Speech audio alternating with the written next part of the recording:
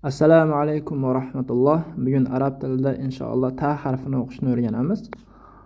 Ta harfi ham xuddi B kabi yoziladi, to'rtta ko'rinishga ega. Faqat B dan farqi tepada ikkita nuqtasi bor buni. Shundan ajratib olamiz. Hop, mana qaranglar, o'zining oldingi va keyingi harflarga qo'l beradi bu ham. Hop, mashqlarni o'qiymiz. Hop, bu harfimiz B bo'lgan edi. Mana tagida bitta nuqtasi bor. B I bu nun bo'ldi. Tepada bitta nuqtasi bilan tepada yumaloq bo'lsa bu sukun. Ya'ni nunni o'zini o'qishimiz kerak. Hop, bin tun. Keyingi so'zimiz banatun. Mana B harfi tepada a, nun, n a. Buni o'qimaymiz. Ya'ni ozgina cho'zdik buni. Banatun. Mana oxirgi shakli yozilyapti bu yerda.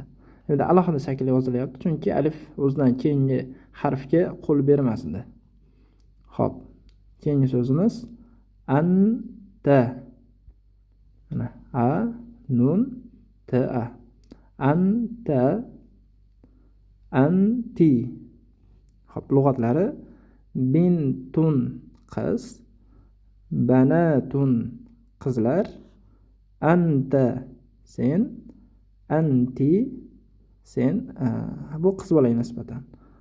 Arab tilida shunaqa nima bor? Anta o'g'il bolaga nisbatan aytamiz, anti qiz bolaga nisbatan ishlatamiz buni. Ikkovi ham sen degan ma'nosini beradi. Hop, bu oxiridagi gaplarni ham o'qib qo'yamiz. Ana bintun. Ana men degan edi. O'tgan darsda o'rgandik. Men qizman. Anti bintun. Sen qizsan.